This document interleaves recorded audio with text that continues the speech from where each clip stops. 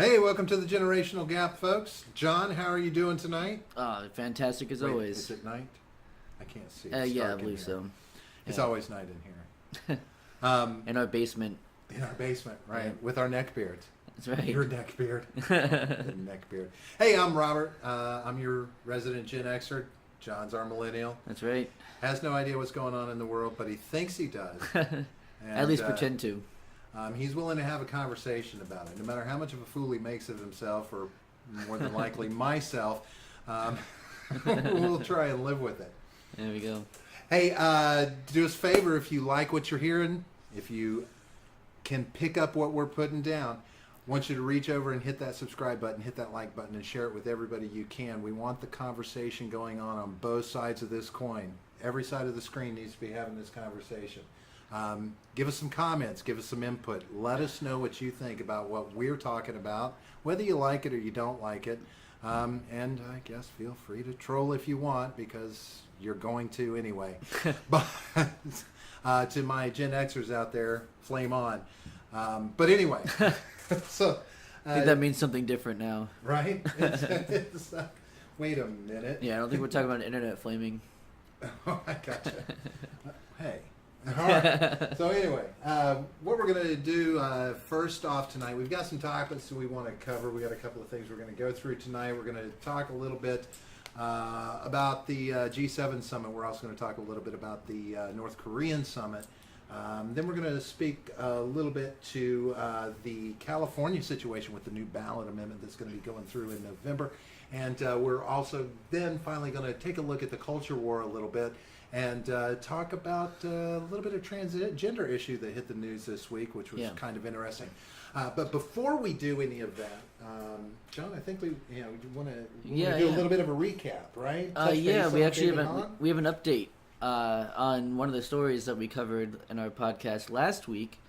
If you want to see that, it's episode 2. I can still keep track right now because we've only done 3 of these. Right, single digits. Yeah. John can keep up with those on 2 hands. I got to use one on my feet too, but yeah. But anyway, so the David Hogg getting swatted. Shortly after we recorded the last week's episode, Tim Pool, the independent journalist over at YouTube, his link will be in the description for the interview. He does Timcast. Right? Timcast, Is that what it's called? Yeah. Well, his channel is just Tim Pool. But he does a podcast called Timcast. On Twitter he promotes it as Timcast, I believe. Right, that's his Twitter. Yeah, his Twitter handle is gotcha. Timcast. Yeah, and he's an excellent journalist. Absolutely recommend him. I get a lot of my news from him. Which way does he swing? He's a centrist. I mean, he's like when we took the political compass test last week. Another thing, if you haven't seen our last episode, I highly recommend that part, especially. So he's going to be more where you are, but maybe lower down in that center-left area. But he's going to be less authoritarian, even probably than either of us. He actually, and going a little off topic, but he actually started out as, I don't want to misrepresent him, but as like an anarchist in his like teenage days. Gotcha. But I mean, you can go to his channel and he'll tell you about that himself. What we're actually here to talk about, though, is that he had an interview with the person or persons who made the call to swat David Hogg. And it was a really, really interesting interview. And so we're just going to talk about that for a little while, I guess. And I think it's important to note that it's not 100% sure that these were, that any one of the 3 people he talked to in this interview were actually... was actually the person who initiated the call. But the reason why Tim felt strongly that it was the perpetrators, look at me using the language of criminals, but because they sent a copy of the 911. He got a hold of a copy of the 911 call as well. Yeah. I'm not sure if he got it from them. That wasn't. I think he did say that. Yeah, he got it. That they sent it to him as proof so that they it was could have them. They could have bullshitted that call as right, well. and he says that at the beginning. Right. He has a disclaimer at the beginning. So bear that in mind as we discuss this and we discuss these kids. We could be discussing a prank, yet a prank upon the prank, right? Someone trying to get their 15 minutes of fame. But it was very disturbing to me. Right. To listen to the responses of these kids, primarily the one who claims he did it. Right. Because ultimately, just to kind of nutshell the conversation, the boy who says he did it claims to be somewhere in his teens. He claims to be a minor but wouldn't specify his age, said he was kind of around 14, 15 years old. But very much a I don't give a shit attitude. Whether he was approached with the question of the severity, the danger that he imposed on the Hogg family, nothing would have happened. It's it was just purely a joke. It wasn't meant as anything. Bringing up the killing in Kansas, and he's like, that's a 1 in a million thing. It's not like that happens all the time. Swatting's been around. It's the only person who's died, so it's not a big thing. Because one life doesn't matter, apparently. I think he's just saying that it's an anomaly that it would happen. Not that I agree with him, obviously, but I think that's kind of the point he was getting at. Yeah, but was that it's not something that typically happens. Sure, and I'm sure back when Ford started making cars, auto accidents were an anomaly at first. Yeah. It wasn't happening very often, right? Not a lot of vehicles out there. Sure. But this is the kind of thing that's going to make swatting popular. This exposure in the media, in my opinion. And it's going to now increase the likelihood of these random things happening. I mean, that it is the nature of a thing. The more people that play the lottery, the larger the pot gets, and the more likely somebody is to hit it, right? I mean, the more you do a thing, the more likely that thing is going to happen. Yeah. Yeah, no, I mean, I agree with it. I'm just saying from his perspective, It's a tough mentality to try and wrap my head around. I mean, kid. It's a kid, right? So he doesn't have any kind of, I guess moral philosophy, fleshed out or anything. He's just a kid who wants to, stir shit up. And I kind of understand the mentality, although I'm not a psychopath I guess his friend claimed that he was.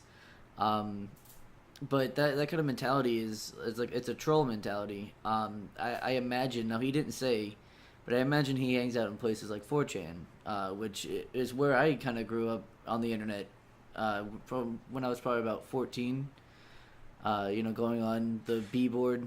And I only have a very vague familiarity with 4chan because you know how I am, John. I kind of disassociated myself with any of these kind of social media platforms because I don't want to. Sure. And I don't know. And I say social media, but for me, it's kind I of see it as a very all-encompassing thing. So if you're communicating in forums, as opposed to say Facebook, you're still communicating with people. It's kind of a proto social media platform. It's what was referred to as an image board. So it's basically you post a picture up and people talk about it. Obviously, I guess you could say either devolved or evolved depending on your perspective. But I don't even know how to start talking about how 4chan developed. Well, I mean, it's not really part of the topic, but I think understanding that sort of culture will allow you to understand his perspective. Obviously not agreeing with it, but at least understanding where it's coming from. Is 4chan basically a haven for trolls? Yeah. Oh, yeah. It's like troll home, right? It's like one of them. Yeah. There's like something awful. Like if it was forums. World of Warcraft, that would be their primary capital city. Sure. Yeah. Right? Yeah. Exactly. Yeah. So. Oh yeah. So, I don't have as much of a problem with that troll mentality as long as it's kept where it's supposed to be. Right. He obviously went further than most, but I've seen. there's worse things that have happened, but and they're not nearly as common as they used to be. I think 4chan's kind of been I don't want to say neutered because they're still extremely influential on the internet. No one wants to fuck with them still because you will just be absolutely eviscerated from just the trolling. I mean, Yeah, but is that what it? I guess this is why I don't. I've stayed away from social media because, or I'm glad I have, because that wouldn't bother. I don't care. Your words on the internet don't bother me. Trolls don't bother me, other than giving me an example of how stupid many of them are that don't have a sound, a debatable opinion.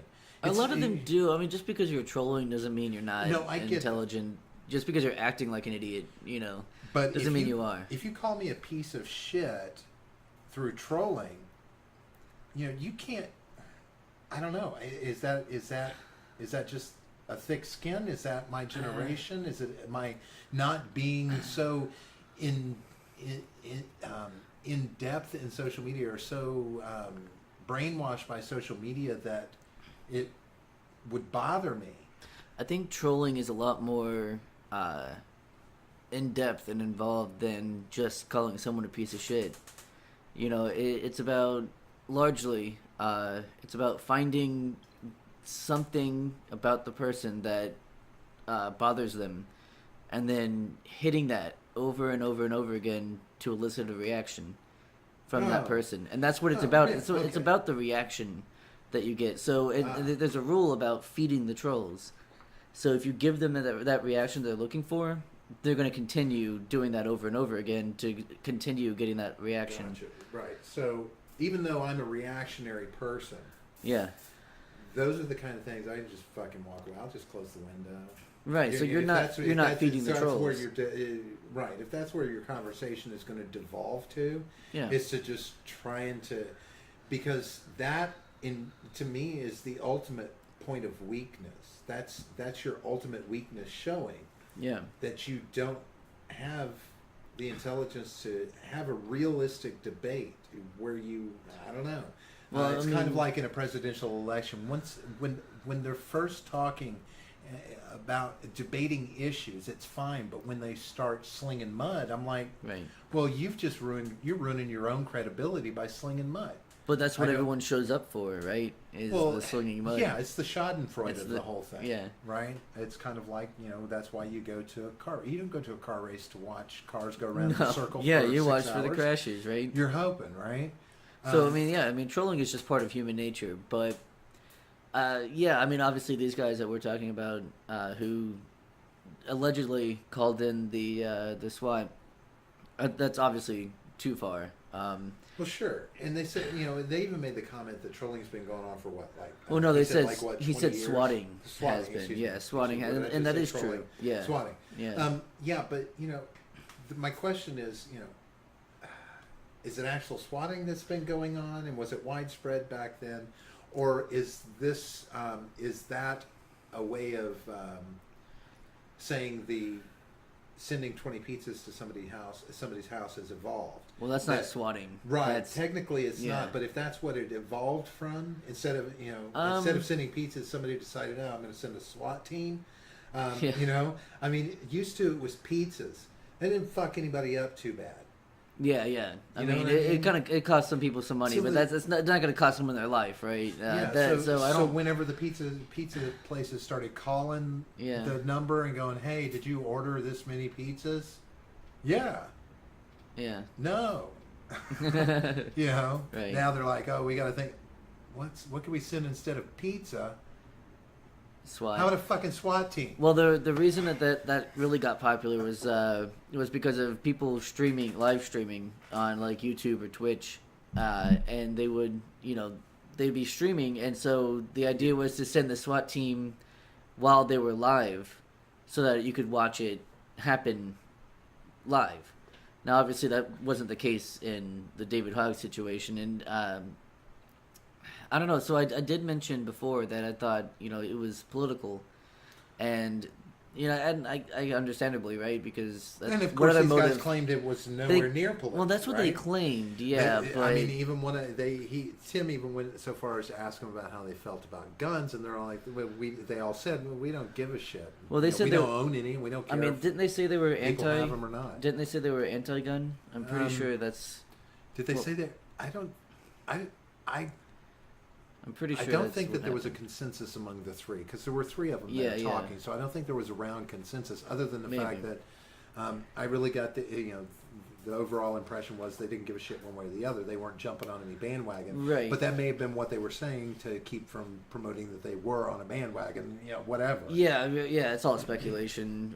All we can do is take Whether the it words. was whether as- these were even the yeah. real guys or not. But what Right. I do say that it speaks to it speaks to character. It speaks to the character of a generation, to a certain extent. Because if this is a common thing amongst, a certain age range of people, I mean, are older people swatting each other? I mean, are the older people in the probably gaming not. community swatting? I don't know enough, but I mean, I don't think there's a lot of older people. Right, I in the don't think- game. Not much older than 35. Not much older.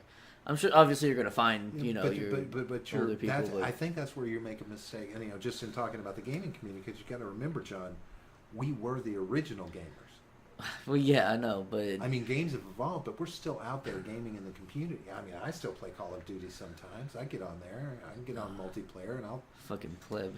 Jesus It's, Christ. it's what it is. It's we started this shit for you guys. Come on, get a grip.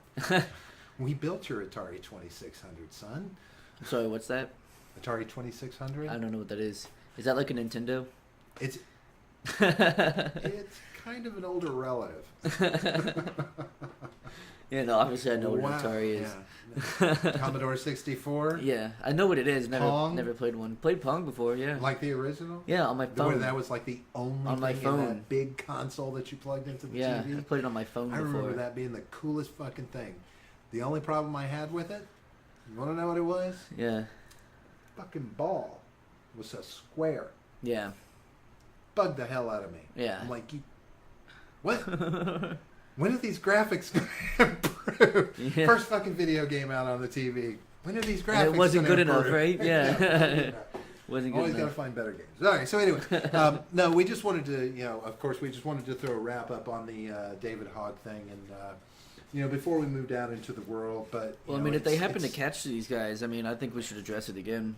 But we do want to know what you think. I mean, really, is there, what are you in as far as your mindset about swatting? I mean, is it okay as a practical joke? Do you see it as a crime? Are you apathetic to the whole thing? Ambivalent? Don't give a shit one way or the other? Mm-hmm. Or are you worried, that it is going to end somebody's lives, or that this could escalate into something even greater with more people coming to harm from it? So your opinions matter. Let us know. Maybe this is something we'll touch base on again one of these days once we find out more information. Hopefully they'll get to the bottom of whether or not these guys. Oh, and speaking of which, to reference back to what we talked about, one of the things they did said, they were very confident that they wouldn't be caught. Yeah. Nobody's ever going to know it was us. Yeah. It was amazing. But anyway, so let us know what you think about that, and we'll see what happens. We'll see what happens when that pot boils or just simmers out. All right. So the next thing that we wanted to talk about, and wow, this one's a hot one for me. The next two topics are going to be kind of hot for me, and a lot of people are going to be polarized on this because it's kind of an Arctic topic in and of itself that pushes people to one side or the other. But had two summits over the last couple of weeks, and that was the G7 summit. Yeah. Let's talk about that one first. Let's discuss that. And when was this last updated? We're looking at just talking a little bit the headline, John, if you want to bounce that off. This is from June 9th. Yeah, it says Trump withdraws endorsement of G7 communique over Trudeau's statements. So let's see what. Leaving the Group of Seven summit for. Leaving the Group of Seven summit for Singapore. President Trump tweeted that he has instructed U.S. representatives to not endorse a joint unit communique issued by the G7 leaders. The president tweeted, end quote, Based on Justin's false statements at his news conference and the fact that Canada is charging massive tariffs to our U.S. farmers, workers, and companies, I have instructed our U.S. reps not to endorse a communique as we look at tariffs on automobiles flooding the U.S. market. End quote. Anything you want to say about that? Or do you want me to move on? Only that I'm going to say, I don't agree that it was a false statement that Justin Trudeau was insulted. If he says he was, maybe he was insulted. He felt his country was insulted. I don't maybe think that's he a felt false insulted. Statement. He didn't. He didn't call Trudeau out. He called Canada out. And when he said was, we found that a little. When he calls Canada out, he's calling out their government, right? Which Trudeau is representative of. We're a world. We're a global entity. Everyone is. What you say as a leader, or what you direct at a country, even if you're directing it at their leader, you're speaking to the populace of that country as well. When you say Canada has cheated us on tariffs, that's we've been getting a bad deal. That's a short form way of saying the Canadian government. But we're Americans, just like they're Canadians, and when you speak out against America, even if you're speaking out against the American government, we stand up and go, "Hey, that's America. We're American. Don't talk shit about Americans." I don't think that's says, true. The UN A is lot like, of some America, people do, but stop not. doing this. The UN did this past week. America, stop doing this. Yeah, they're talking about the American government. Right. Obviously, we can't stop doing whatever but people it is in the that they U.S. say. all stand up, and it's not like we don't take a position on this, John, and start talking about it somewhere. I mean, out, but I don't right? think that he's addressing Canada in general. I think he's addressing the government. But let's all right, so let's move on here. Trump said his statement was in response to Canadian Prime Minister Justin Trudeau's comment following the summit that Canada, quote, would not be pushed around. Prime Minister Justin Trudeau of Canada acted so meek and mild during our at G7 meetings, only to give a news conference after I left, saying, this is from Trump, that, quote, U.S. tariffs were kind of insulting. Very dishonest and weak, the president tweeted. Trump posted his comments from Air Force One as Canada was releasing the official communique that has been endorsed by all 7 leaders. It said that the United States, Canada, Britain, France, Italy, Germany, and Japan had agreed on the need for free, fair, and mutually beneficial trade. Okay. Anything else you want to say about that? So if the communique said free, fair, and mutually beneficial trade, What about it? does that mean that tariffs were supposed to come off the table? I'm not sure. And so that's my question. So If that is the that's case, a question. If that is the case, then Trump's got a point about Canada's tariffs. But when he says, Trudeau made false statements at his news conference. Okay, so if he thinks that the U.S. tariffs were kind of insulting, that's his opinion. That doesn't mean it's false. That's his opinion. That's what he thinks. So was he false because he didn't act meek and mild during the press conference and said that they would not be pushed around? Because does that mean that they were being pushed around in the conference, and now that he's coming out and acting all, we're not going to be pushed around now that Trump's gone, that's where he's being false? So maybe is that what Trump is saying? You were a pussy in the conference, and right, now you're now not a I'm pussy gone. when you come out. Yeah, now I'm gone. You're talking shit. Yeah, right. So is that what he's calling him out for? Is that ultimately what he's calling him out for? It could be. But one thing I'm interested in, I wonder why. Is they have statements from Trump and Trudeau, but they haven't asked Trudeau's wife's boyfriend what he thinks. What do you think about that? Think they should consult his wife's boyfriend? We just like to see. Yeah. This is the problem. This is why people don't have conversations, John. Get bogged down on minutia that is probably irrelevant. Yeah, Does she have a boyfriend? There's rumors. He has the boyfriend. There's rumors and There's speculation. rumors about everything. we listened to rumors and speculation, we wouldn't be having this conversation about our president right now. Oh my god! Right? I mean, think about it. I was just trying to make a cuck joke. That's all. Yeah. Right, I get it. You love the cuck thing. Anyway, so here's the thing. Okay, so Trump imposes tariffs on aluminum and steel, wasn't it? I believe so. He put these out there, right? Yeah. One of the first countries that he backed off the tariffs on was Canada. Now, why would he back off on tariffs for those items with Canada and then turn around and say that Canada has been taking advantage of us for years because of bad deals made, yet you just put tariffs in place and pulled them back from Canada? Yeah. If tariffs are a good idea, why would you pull them back from Canada? Why would you play pussy on that?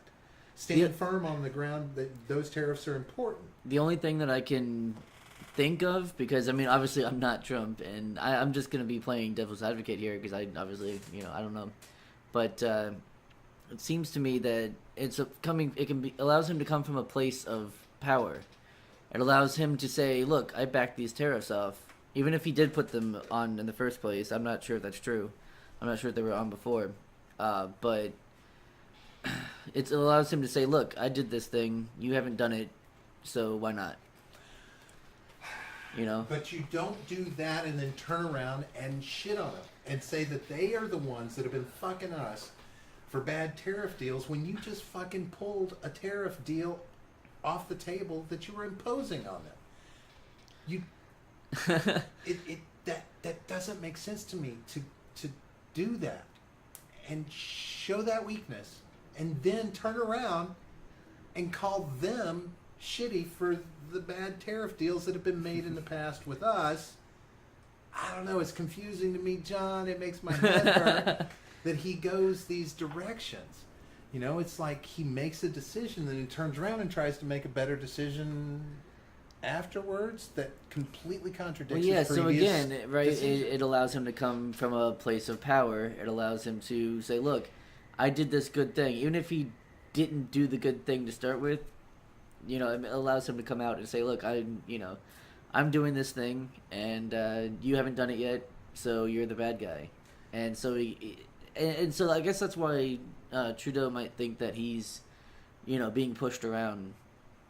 I'm not sure, because he recognized it's a tactic, obviously. He would be aware that, that this is... I think it goes without saying that Donald Trump has, in all intents and purposes, kind of a bully mentality. Yeah, absolutely. He does, I agree with right? that. So it would not be surprising to me, that he would go to any function like this, any summit, any meeting. He's done it at the UN. He's done it here, to go in and really, just by being himself, insult people. Yeah, one of my favorite things... He's kind of an insulting person. One of my favorite things, I can't remember if it was at the UN or was it at the last year's G7, but there was the one where they were going for a photo op, and he actually shoves one of the guys out of the way so that he's going to be in the middle of the picture. Yes, when I watched that. That was, oh man, what a power play, right? But you call it a power play. It is, and it is bullying, obviously. And it's rude. Oh yeah, very rude, yeah. And that, again, my argument is always going to speak to character. Yeah. And that is not characteristic of what an American president should be. And that's... that's what I believe in my heart of hearts, John. You have to present an image. And he does present an image. That's for sure. The right image. Right? Okay? The one that you want, right? Well, the one that I want... is what I want so idealistic that he just shows some decorum and treat people as equals, not as...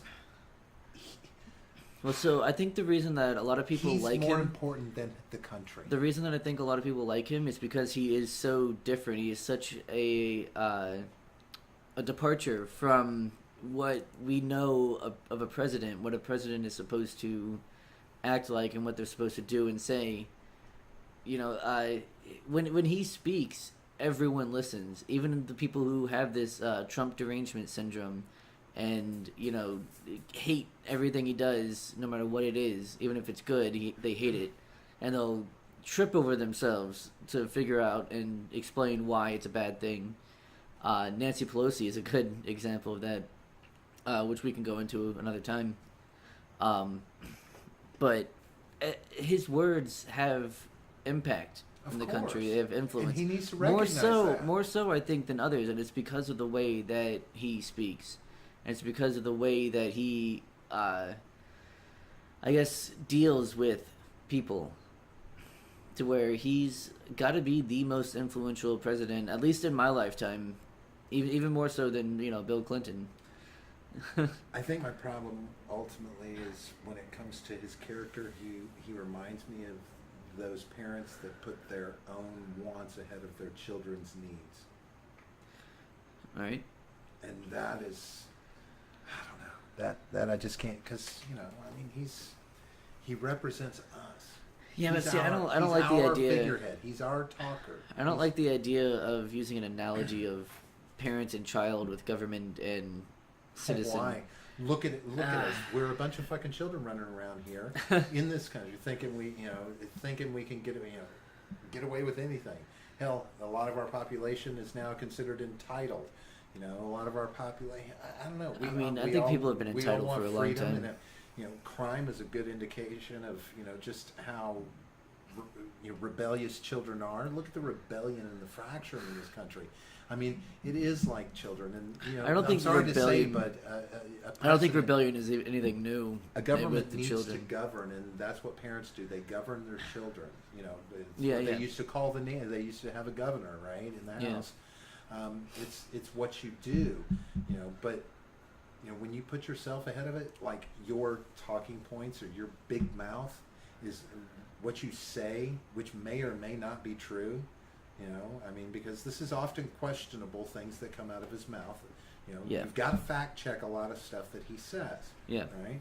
And so that's another problem since he usually goes either off script or doesn't have a script at all.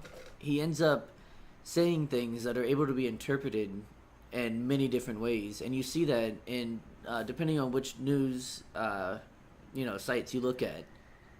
There'll be two completely different sites that are covering the same story, and they'll come to completely different conclusions and have a completely different narrative on the story. Well, that's possible to do with just about anything. Yeah. You can't, right? But when he, but I'm speaking more to blasting the Philadelphia Eagles, right? When he didn't invite them, he retracted the invitation to the White House because some of them didn't and making accusations that justifying it being the root of it being the players that kneel during the national anthem, yet none of the Philadelphia Eagles ever did that. Yeah. It's that kind of blowhard, unsubstantiated allegations, accusations, whatever you want to call it. That's the kind of that's where he's a troll. We don't need a troll in the fucking White House. I don't know. I think he got elected by memes. So I think they kind of got what we asked for in that. Well, he wasn't elected by the populace. He was elected by memes. By a broken system. Through memes. Whatever you want to call it. For good or bad, he wasn't the actual winner of the election. I'm going to shove the red pill down your throat. It's going to happen. You can't do it. It's going to happen. I take the purple pill. Right? Was that the apathy pill? It's something. I'm not sure how to qualify. So then after he leaves the G7, he heads to Singapore for his monumental meeting with Kim Jong-un. And I'm just going to be horrible about this one. So yeah, of course, because anything good that he does has to be spun. So we're going to be bad. So on June 14th, NPR posts this article. It says, after the Trump-Kim summit, U.S. and North Korea appear as far apart as ever. It is now clear that there is no deal with North Korea, at least not yet. Whatever agreement exists lives only in the imaginations of President Trump and Secretary of State Mike Pompeo. This is a problem. Yes, there was a piece of paper that Trump and North Korean leader Kim Jong-un signed in Singapore, a roughly 400-word statement. Yeah. Just long enough to run onto a second page. for something that purports to record an epical event of great significance, it says remarkably little. On the subject of North Korea's nuclear weapons, Kim Jong-un simply reaffirmed a previous commitment made earlier in the year, pledging to work toward the denuclearization of the peninsula. Yeah. Pause for any thoughts, John? Yeah, it sounds regardless of this obviously slanted article, which I guess I'm a little surprised with NPR, but I suppose I shouldn't be. Okay, no. But it's not a big deal. I don't care about that. What I'm saying is, it kind of like belittles the importance and the fact that no one else, no other president, no other sitting president has met with a sitting leader of North Korea in the whole history. So, for one thing, that's huge, right? And another thing, Is that from lack of trying? no, it's not from lack of trying, Okay, so it's okay. but it's because of the way that he's dealt with him. One thing that a despotic leader respects, who has absolute power, is power. That is what they respect. They respect people who do not back down against them. Now, that we might not respect him as an individual, but he says, "Oh shit, the things that me and my father and his father have been doing aren't working with this guy. We need to try something else." Okay, so help me understand something. Yeah. I mean, you're of a mind. I believe, in previous conversations we've had in the past, Yeah. you've been of a mind. We're not going to shoot a nuke over at North Korea. No, we're Right? not going to. So if we're capable of if you're capable of having that simple rationalization, that simple, disbelief that something like that's going to happen, what makes you think Kim Jong Un wasn't thinking the same thing? Oh, because we don't have to nuke them to defeat them. All we have to do is kill him. Yeah, but we're not going to do that. Well, If we were going to do it, we would have done it already. It's not like we haven't had an right, opportunity. it would cause too much chaos in that. So we're gonna in that country. So we're gonna try and kind of ease them into. We ever worried about causing chaos in a country? Yeah. I mean, When I in think the last so. 30 years, 40 years have we given a shit about causing chaos in a country? Well, I mean, so if you want to talk about like Afghanistan and Iraq, what we did was go in with the military and take out their government, but meanwhile we were the temporary government in place until we could get obviously an admittedly friendly government to us in place. And so there was definitely a time of chaos, but I mean it was already in chaos quite a bit, especially Afghanistan, not necessarily Iraq. That was a little more stable relatively, but yeah,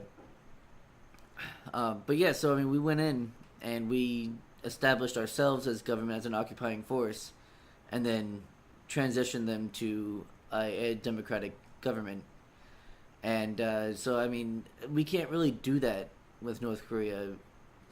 So I think the best thing we can do is kind of lead their current leader to that over time. So the fact that we don't have much more than a 400-word statement, and promises, that's the best that we could hope for in this case, at least in this meeting.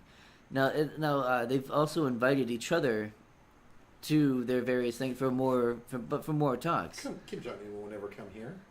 I mean, if he does or doesn't, the fact that the invite was given. He's the stupidest world leader in the world if he does. Yeah, I mean, look at our populace. Look at who we are. But it's you couldn't keep that safe. But it's an extension of an olive branch, right? Well, it was stroking. It was stroking dicks. I get it. Yeah. That's really all that was. Yeah, a little bit. Maybe they'll. Trump doesn't want to go back over there. Maybe it'll start. He was handing it off to fucking. Maybe it'll start with them playing Xbox together. He was passing off to online Mike Pompeo first. before he left the fucking tarmac.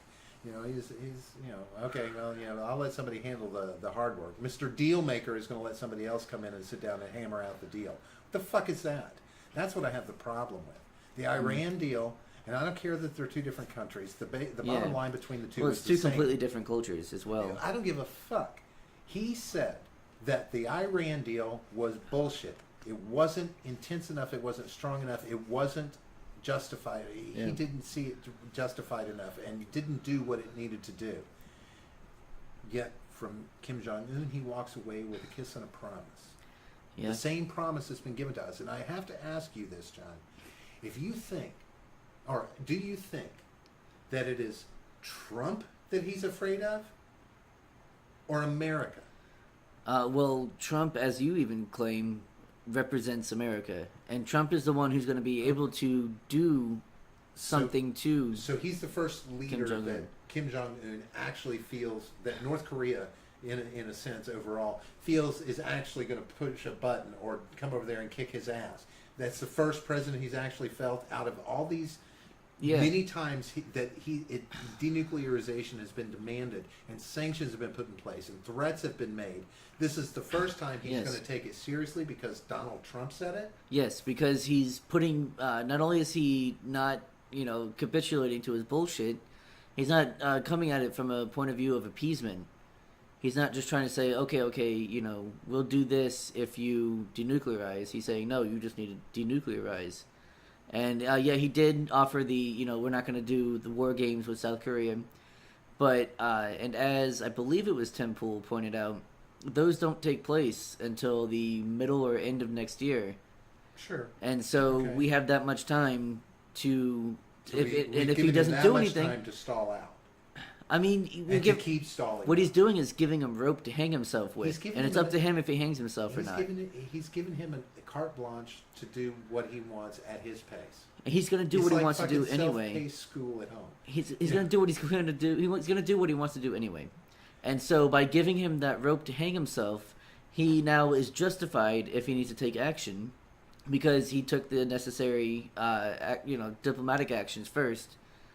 And so he's definitely got the justification if that needs to happen, or if he does actually do what he's promising to do, Trump looks good there too. I think Kim Jong-un signed a document that gave him an open door to just carry on all he wants. Yes, there's nobody coming to inspect, so he can take a handful of his facilities, start breaking them down. We're starting to denuclearize. That's just from while the over first on meeting. The other side, he's in other facilities. They're continuing their work. Again, that's all just he has from to the do first is meeting. show some stuff. You think that that's what they're going to come to? Is a really formulated inspection plan? Maybe with his new buddy Kim Jong-un. We'll see what happens. We'll see what happens. I don't think appeasement is the right way to go about it. I think for someone like him, you need to show strength, and you need to show, and even respect to him. Because like I've told you off mic, with the deal with the Asian politics is a lot different than Western politics.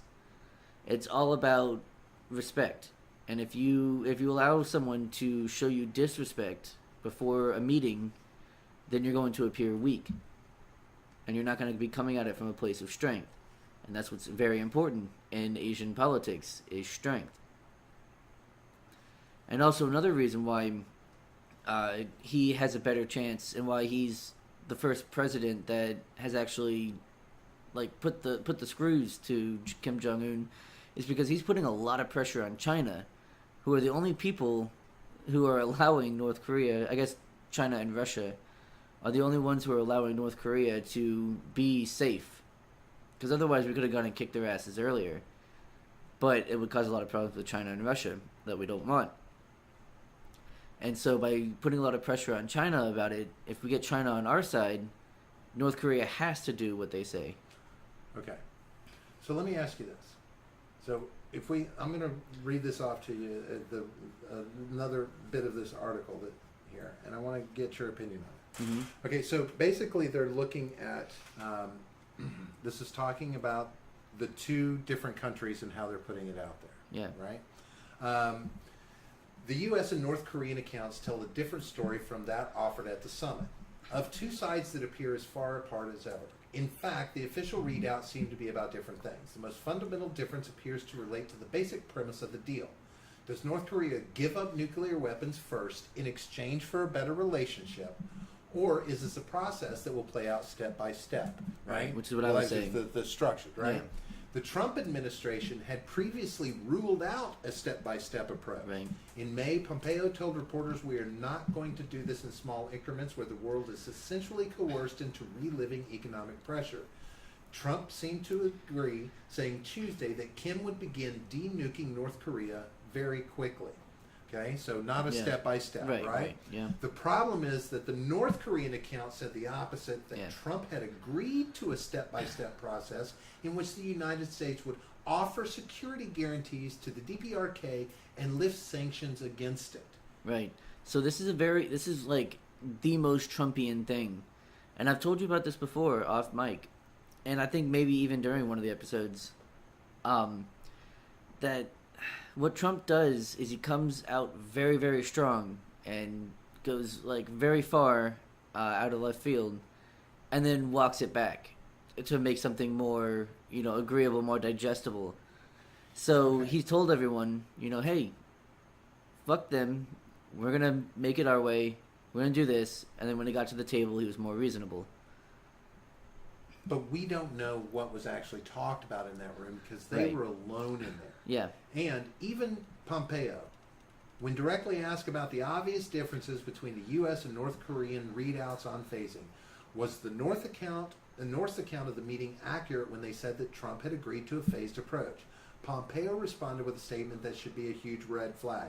"I'm going to leave the content of our discussions as between the two parties, but one should heavily discount some things that are written in other places." Uh-huh.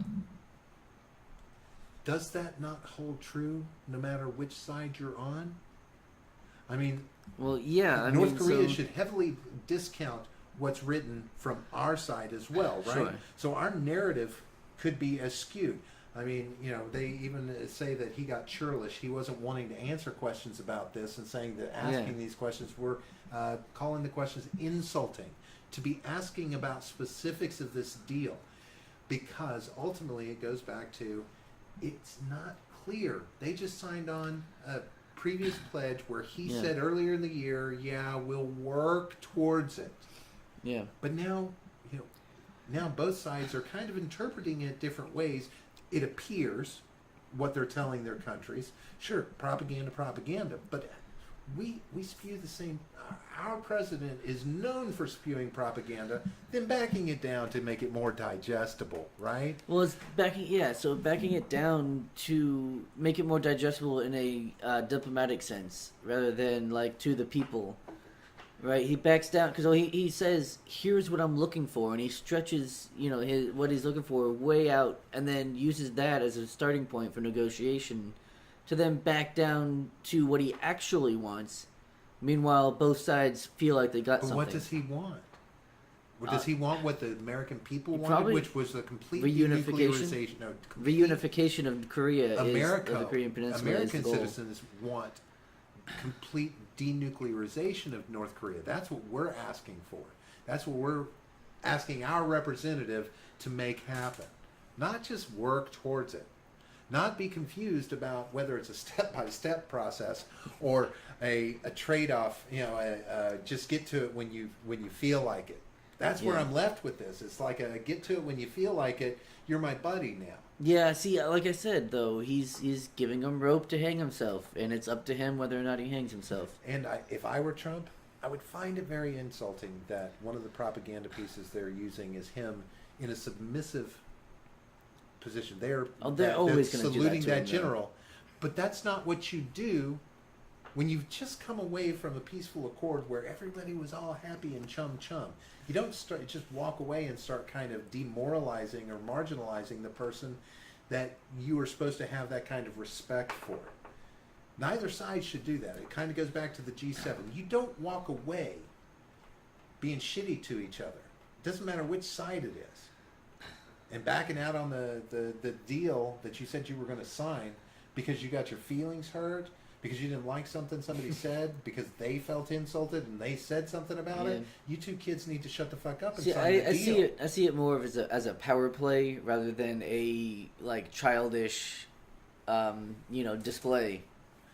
I don't think it's about feelings hurt. I think it's about the diplomatic stance. I guess from my standpoint, it doesn't take a long time on his Twitter feed to kind of see the child come out sometimes.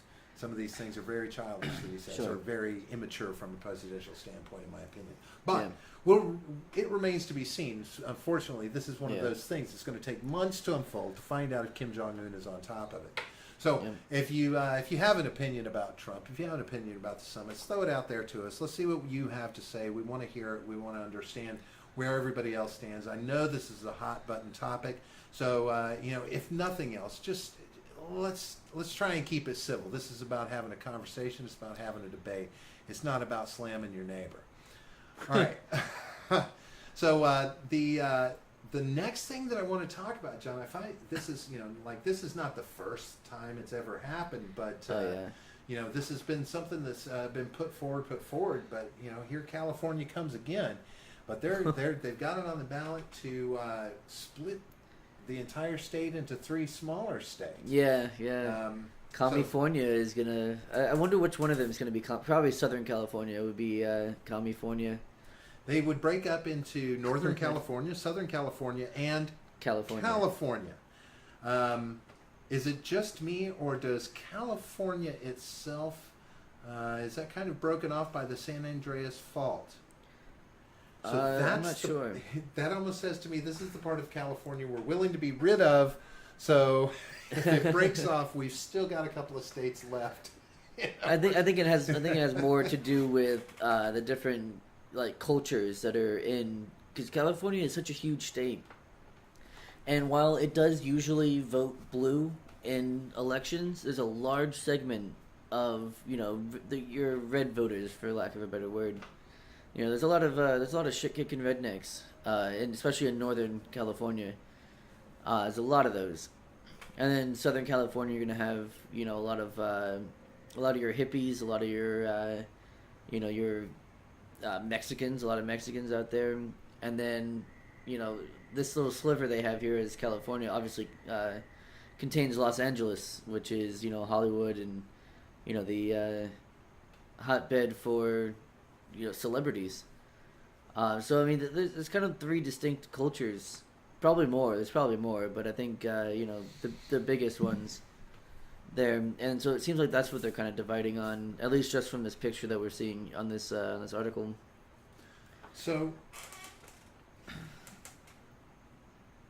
now you're a fan of this.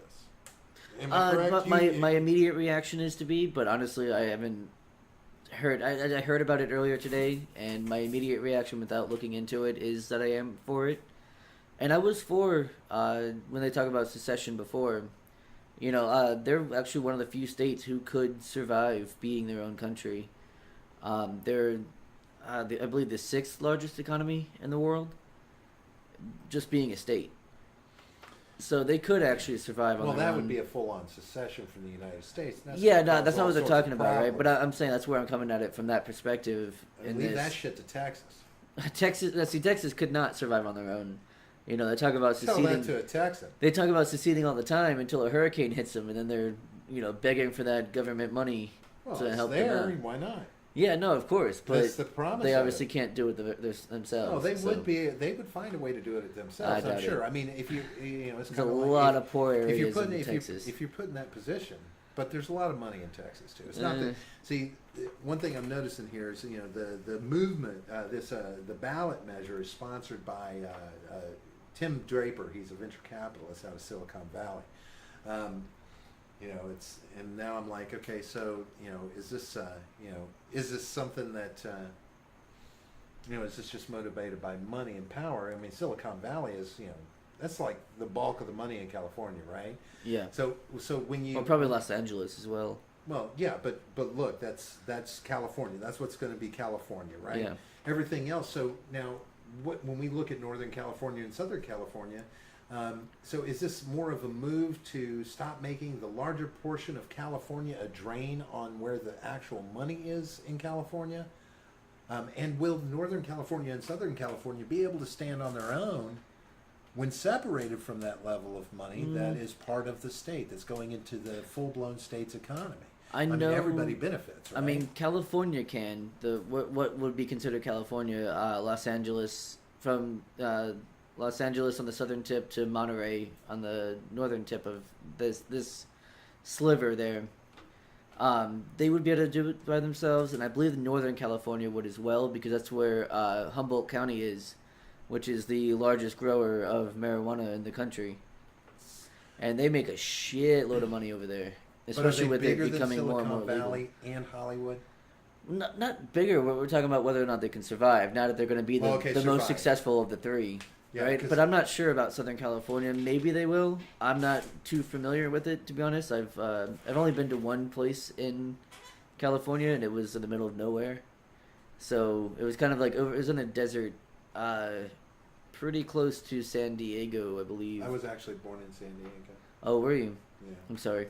No, it's naval brat. Oh, okay. Yeah, my dad was in the Navy at the time. I've only been there one other time. I don't know. I don't remember anything. I was gone before I was old enough to remember anything. But I did fly through there on my way to Hawaii once, but didn't really get a chance to see it.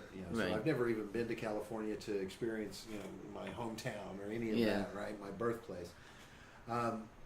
But anytime that I see something like money, right? Okay.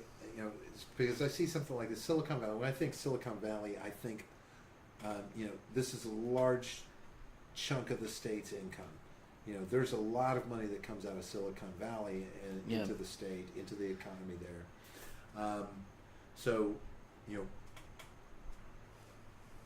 how much of that, because I'm a conspiracy theorist and everything, how much of that is motivated by the desire to keep the money closer to home, to have, in a sense, in my thought is like,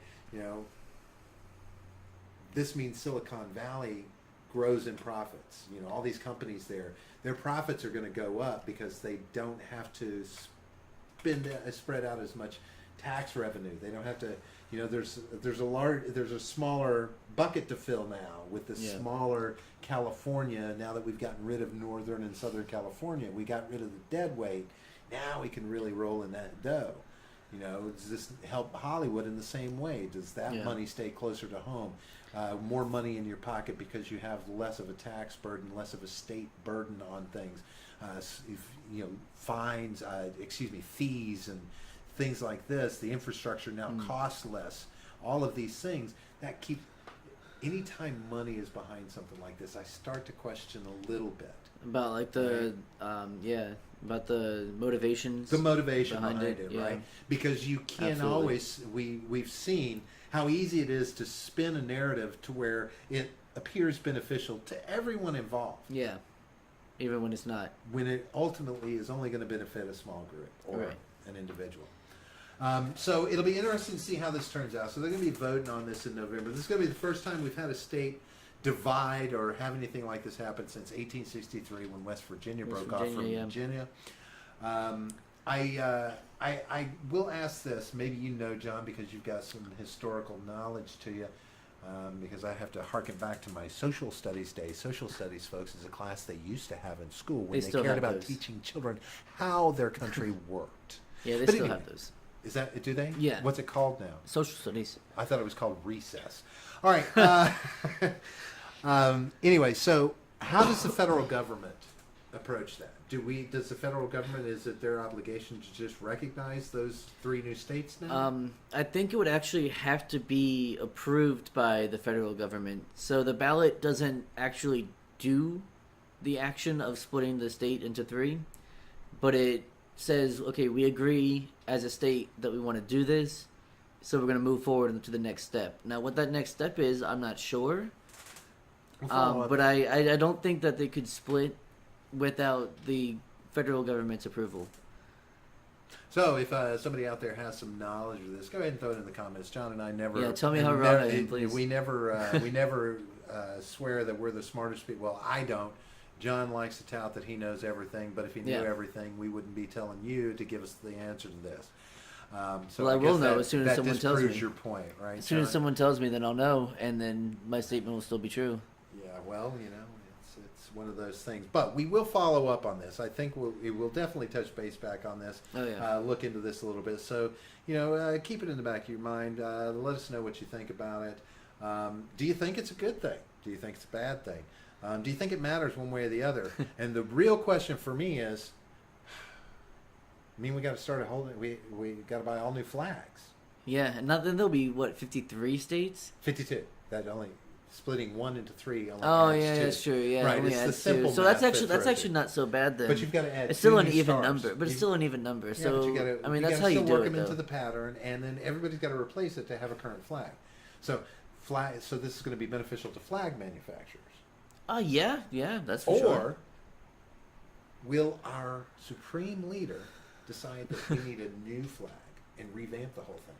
With just like his face on it, and that's it. It's just Trump's face on the flag. I'm willing to hypothesize Instead of the that stars. Donald Trump would be behind this happening just so he could have the opportunity to call for a new flag to be designed. Or do you think it would just be like a big T? Just the flag would be the shape of a big It would T. be 13 T's. Yeah. Okay.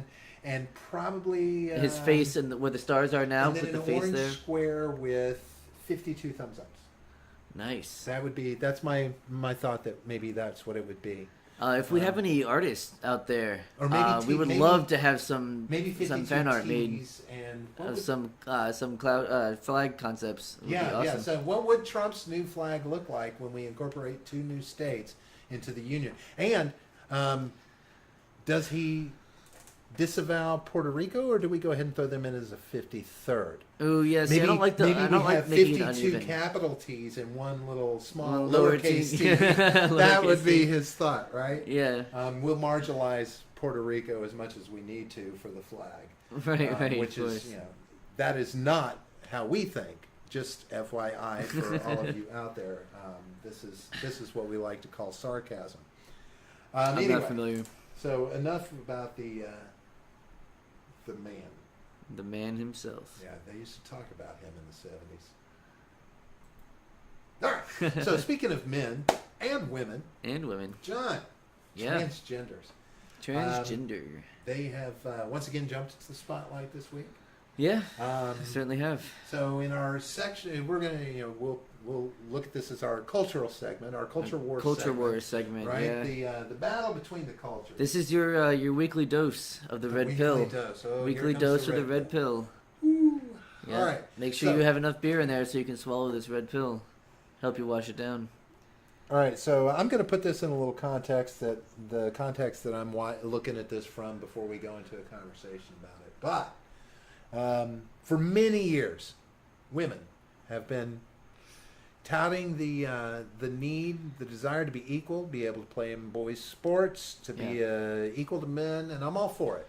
Yeah. If you've got the capability, if you can do it, you want to step into the role that a man takes on a day-to-day basis, by all means do it. And yes, I agree that you should be paid for the same job, the same amount of money. But you've been asking for it. Girls have gotten into the high school football. Girls have gotten into high school baseball. They've integrated into these. We've got lots and lots of states that are coming on board and adjusting things so girls have an equal shot at sports. We're not going to say that these are ruled by boys anymore, right? Well, I believe one of the laws is for a high school sports program, I guess, is that for each sport for a male, they have to have a similar one for females. So, like, not necessarily, like, football. If one school has football, they don't have to have football for girls. But they can have, volleyball or something like that.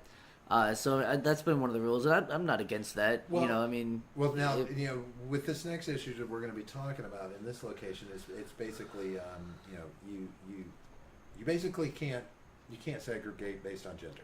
Yeah, Gender is not a qualification for whether or not you can compete in a sport. Yeah. Right? You can take part. Mm-hmm. So, it appears that 2 transgender teens outrun track and field competitors, but there are critics that are complaining about this. And basically what we're talking about is, John, do you want to read it? I love the way you read, except when you read out loud. Except when I read, yeah. I'm actually a very loud reader, even when I'm silent. What? Yeah. Some parents within Connecticut's high school track and field circle expressed outraged Yeah, it is typing. Wow, You yeah. Should, you should be able to... This is some quality. No, what this is some I'll work quality. on teaching you writing. how to read through the typing. This is from ABC News, by the way. Yeah, go figure. So let me start over. Some parents within Connecticut's high school track and field circle expressed outrage when 2 transgender students took home top prizes at the state championships for girls. Transgender high school sophomores Terry Miller and Andrea Yearwood came in first and second place, respectively, in the 100-meter race at the state open finals June 4th, angering some parents who complained they had a competitive advantage over non-transgender students. Do you want to? If I could jump in here for a second. Yeah, absolutely. Non-transgender students. That's why, everyone else. Right. Why? Why? Or I don't know why they had to call it out that way. Why not just speak what you're really thinking? The transgender students. It's a narrative. Had that's why. A competitive advantage over the girls, the real girls. Yeah. Ooh, you're gonna piss some people off with that. That's what it's saying. Yeah, no, that's exactly that what is it the is. underlying subtext there that they want to pretty up with their spin. You're pissed because 2 biological males identify as females, and the law states that they can compete. I believe though they were taking the hormones. Though I believe that they were taking the hormones. That's not. I'm just saying. I think that's the case. So that they were, supposed to be lowering their testosterone and things like that. But obviously it hadn't right because reached its full effect yet. If you want, go ahead and continue on because it does talk about that. All right, Miller, who also won the top prize for the 200-meter race, representing Bulkley High School in Hartford, and Yearwood were born male, but they now identify as females. Athletic conference rules allow high school athletes to compete based on the genders with which they identify. Critics say the rules give male to female transgender people a competitive edge over cisgender women, whose biological sex matches their gender identity, which is an explanation of cisgender. Because some have higher testosterone level than non-trans females, which is true. Which is absolutely true. So testosterone is what makes you better in athletics? Typically, yeah. So then why do it's what allows you to be stronger. Female athletes. Well, because they want to be athletic. If they don't have enough of the basic need for athleticism, why are we even? It's not a basic need. It just allows men to have an advantage. That's all. Is that what it does? It allows men to have an advantage. Men are, yeah. Is that the narrative they want to tell us? Well, no, that's not what like the I thought SJWs speed are was doing. the advantage. Well, yeah, but you have to have strong. Speed. You have to have strong leg muscles to have speed. Oh, and girls don't have strong leg not muscles. Not as male? strong. Or which girls are we talking about? This group of girls didn't have as strong as leg muscles as these 2 transgender girls. Right. That's all that's saying. Mm-hmm. To me, it's this is bullshit. You asked for this. Yeah, they did. When people all over this country are demanding equality, and for years women have asked for the right to compete alongside men in their sports, in their competitions. Does this mean that they've been ignoring the science of it this whole time? That's absolutely what that means. And they don't care about the science of it as long as they get their way? Yeah. But God forbid, should the tables be reversed on them when a transgender, who they support, go transgender, we want you to have equality too, just not on the girls' track and field team. Well, see, the people who are, pissed off about it are not necessarily the people who are pushing for it. I don't think it's fair to paint them with that brush. I will liken this to the Trump election. There's a lot of people that didn't think Trump was going to be elected, but voted for him anyway, and then they were like, "Oh." I mean, maybe, but I don't know if that's analogous. A lot of people woke up the next day going, "Holy shit, this guy got elected." Oh yeah, plenty of people voted for him as a troll. But to this narrative, it says, "Okay, yes, it wouldn't surprise me if many of these people were in support of transgender rights until they see what those transgender rights." The what it can lead to. Oh shit! You mean they're going to run faster than my daughter in track? Yeah. Well, now it's a problem. I was okay with them having equal rights, but I don't want them to be better on the track team than my girl and win all the races because they're boys underneath all that transgenderness. Right. I don't for a minute believe that there weren't plenty of those people that are just because it's that realization you asked for this. Yeah. This is this is a repercussion of what you asked for. Now we're going to start seeing genders overlapping. You know. Well, we're going to see the demonstration of what science has been telling us since the beginning. That's all it really is. Now, you know, which is that men are typically stronger and more athletic. But we've known this. Yeah, but what I'm saying is that the people who push this narrative don't agree with that, and they're being proven wrong. And that's what's wrong with Wave 3 feminism. Right. Phase 3 feminism. I because prefer, Phase 2 I prefer postmodernism or SJWs in general, social justice, just because it's a more of an umbrella term because it covers feminism, it covers intersectionality, it covers, you know, well, this one Marxism and all that shit. You know, I'm thinking about feminism in this one because, you know, it's you know, in the broader sense, in the minds of a lot of these people who are having a problem with this, boys came into the girls' world because now they're not seeing these as transgender kids.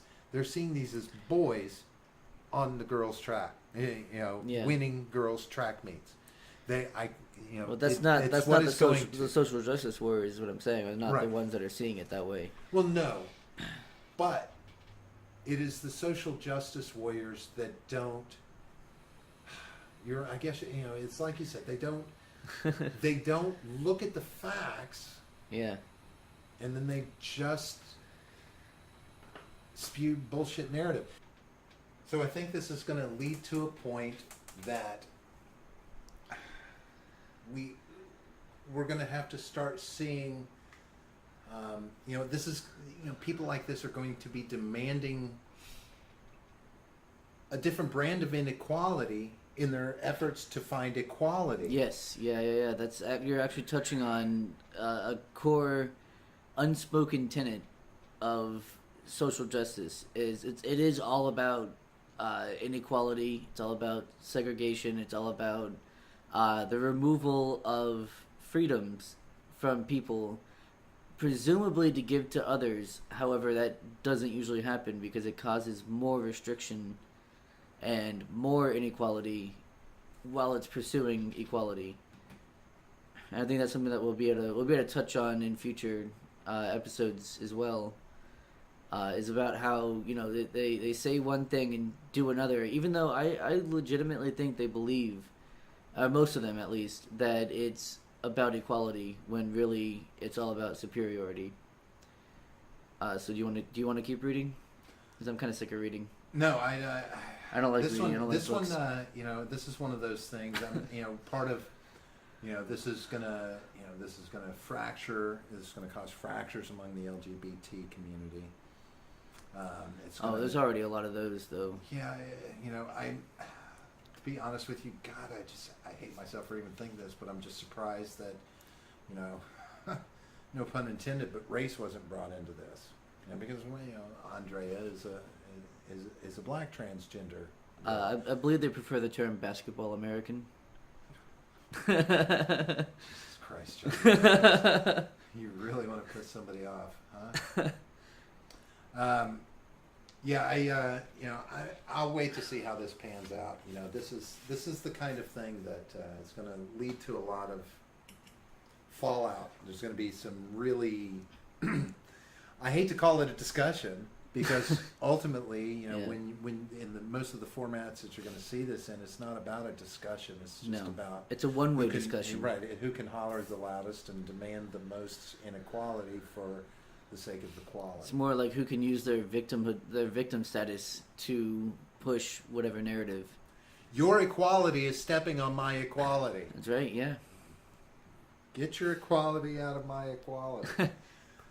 Like the Reese's commercial. This is one of those. It's going to leave me scratching my head. I think till I see what happens with this. So again, if you're out there, if you've got an opinion.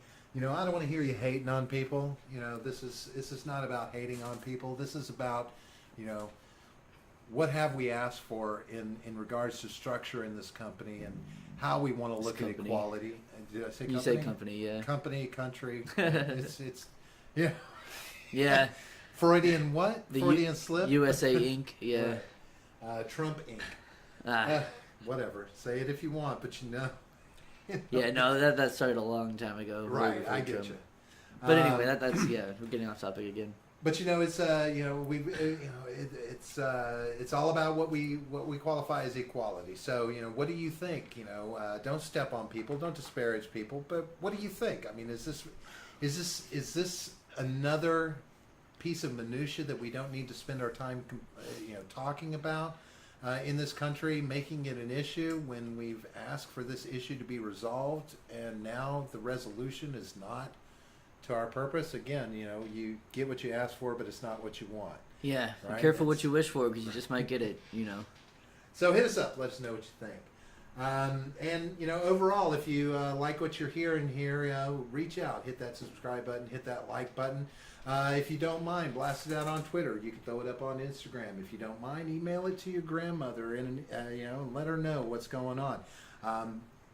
Write a letter to your congressman. Maybe they need to know. Maybe they need to be a part of the discussion. These are the people we need to be talking to anyway. Man, I would love to have a congressman on here. Right? We want this discussion happening out there with you. We're having the discussion here, and we're letting you take part in it. So we want to hear your voice. We want to hear what you have to say. So we're going to sit here. We're going to keep on having this conversation. And until the next time we see you, have a great night. Also, you can follow us on Twitter at the Generational Gap P. So please do, and you'll see me. By the way, I'm the one that's handling the Twitter. So anything that's said is not necessarily the views of both of us, but it is mine alone. Oh, that's true. I would probably jump in there, and I guess maybe we need to consider throwing in some ats for ourselves as well, so we can designate if we're both talking on that channel, because that's something. But just to clarify, I believe that's at Gen. At the Gen Gap. The Gen P. Gap, yes. Gen Gap, capital P. Right, it's Generational Gap. You'll figure it out. Search for us. You'll see us. It'll be in the description. Look for two assholes on Twitter. Yeah. There you go. Without orange hair. Anyway, have a good night, folks. We'll talk to you soon. Yep, see you.